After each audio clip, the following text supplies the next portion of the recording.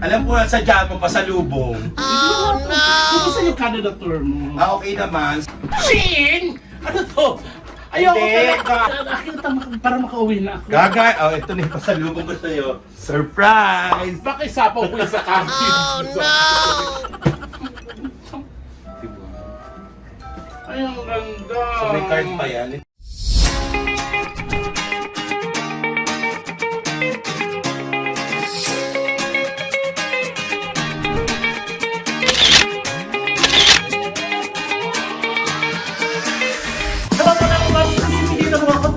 Channel once again, and welcome to Valora Batinegi, yung balikbayan kong best. Nandito siya. Kararating nila kanina umagaling Canada. Hindi pa yung okay. Siyempre, tayo, abang-abang tayo sa pasalubong.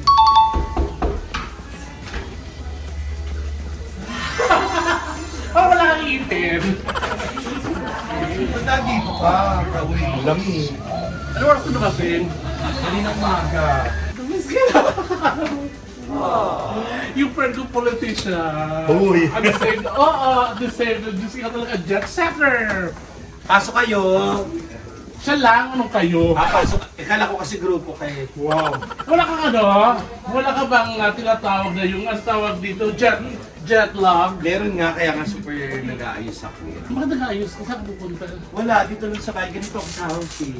Alam ko, sadya mo pasalubong. Oh, no! Kumusta yung Canada tour mo? Okay naman. So nagpapasalamat ako sa lahat ng mga kababayan natin. Ang daming naghahanap sa ating dalawa doon. O di mag-show tayo next Sa week. Vancouver, sa Calgary, sa Alberta. Uy, ilang araw, iba na accent mo. Hindi na ano lang kasi nung taga, hindi naman, siguro di ba almost 1 month ako Baka na suntok doon. yung Calgary. Uy. Yeah, it's Calgary and Vancouver. So, shout out sa kanila.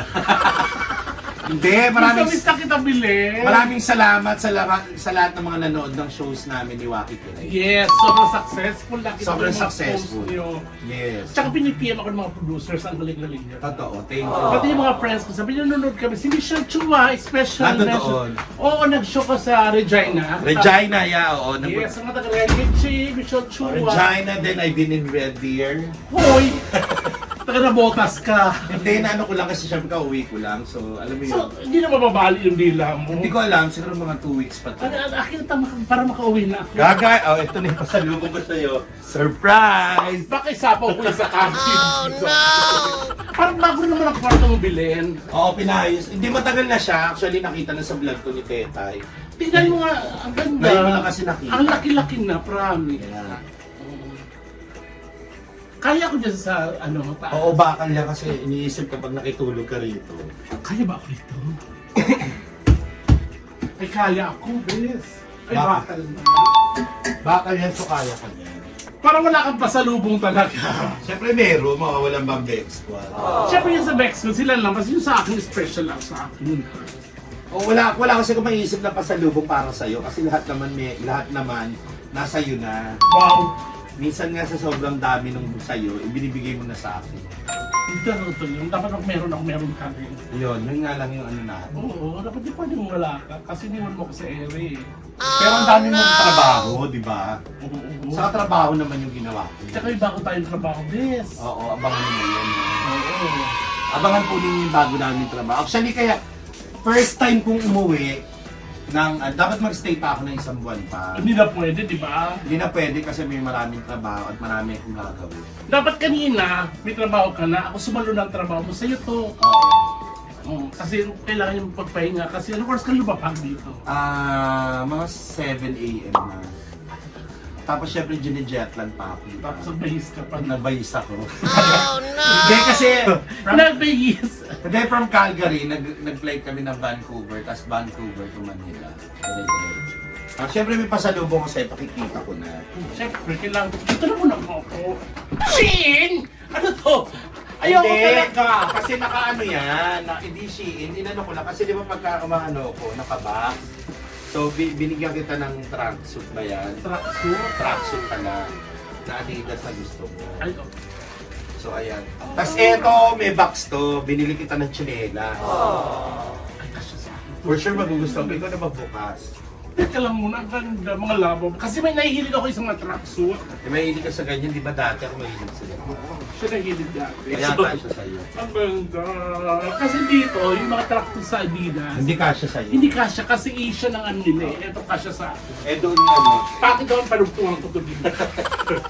ganito ko, bigay ni Petit na galing din Canada. Oo. Sabi niya, bili mo na lang ako ng gano'n. Tingnan, ang problema, tanong mo kung eto kasya sa'yo. Piling mo kasya sa'yo. Ay, parang hindi. Kasya. Oh no! Pero sa ganda yan, yan yung pinaka-biggest. I love you. Tapos eto pa. Meron pa ako isang pasalubong sa'yo. Yung box hindi ko na dinala kasi dahil masyado sobrang laki. Ay, parang ang ganda. Nakita ko. Versace. Twinny tayo, meron din ako Versace. Versace. Tignan mo na ako, no? Tignan mo. Ay, ang ganda. So may card pa yan. Hindi ko na kinuha yung box kasi masyadong man. Ang ganda. Ito sa akin. Hotdog ako dyan. Kaya ablo nga sa'yo. Pero kita mo naman na legit na Versace. Teka baka nandyan yung price. Teka. Nandito yung price. Ano naman, hindi mo naman importante. Ang importante, Tagalig yung price kasi syempre sabi nila. okay.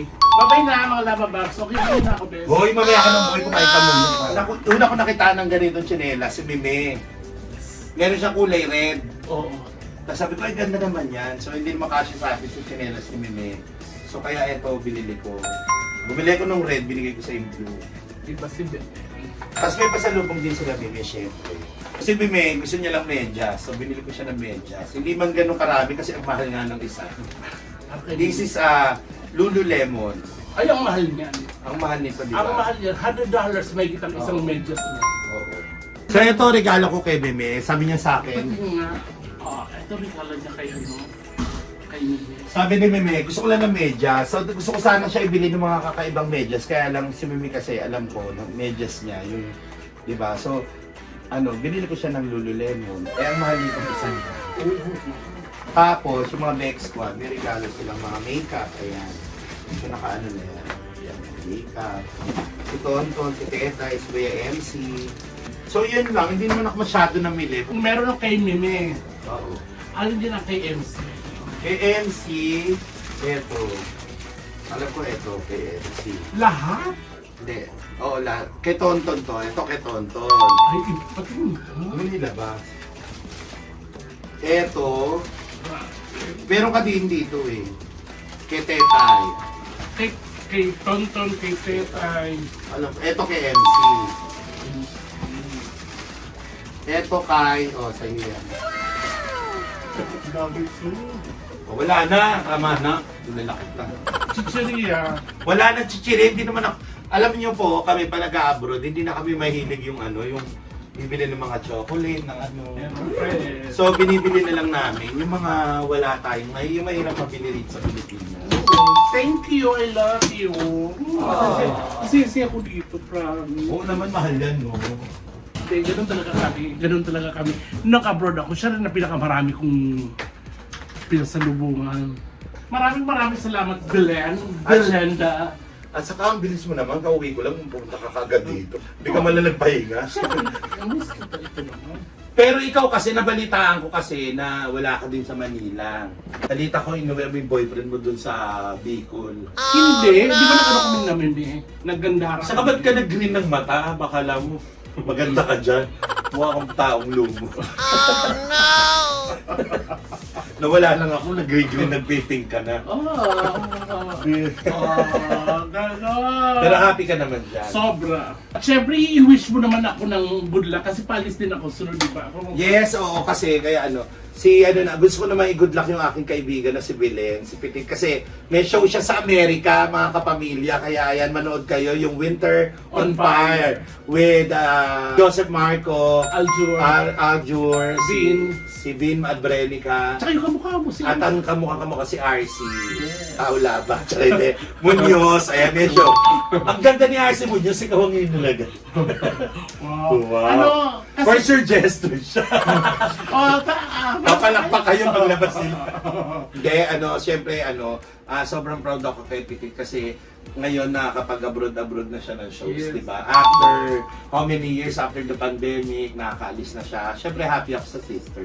Oh. Umiiyak po yung baboy ko pumapukay ng panyo, swerte na. Ay, Oh, kaya no. maganda dyan, mukha kang repolyo. Hoy! Kahit tayo? Ano ba yan? Ang layo. Pauwi ko lang. Alam mo, pinagpaluto kagad ako adobo kasi yun ang namiss ko. Hindi ka sabay tayo kumain. Oo po, kain tayo sa taas. Wala kayong taas. Kanina yung third floor. Third floor.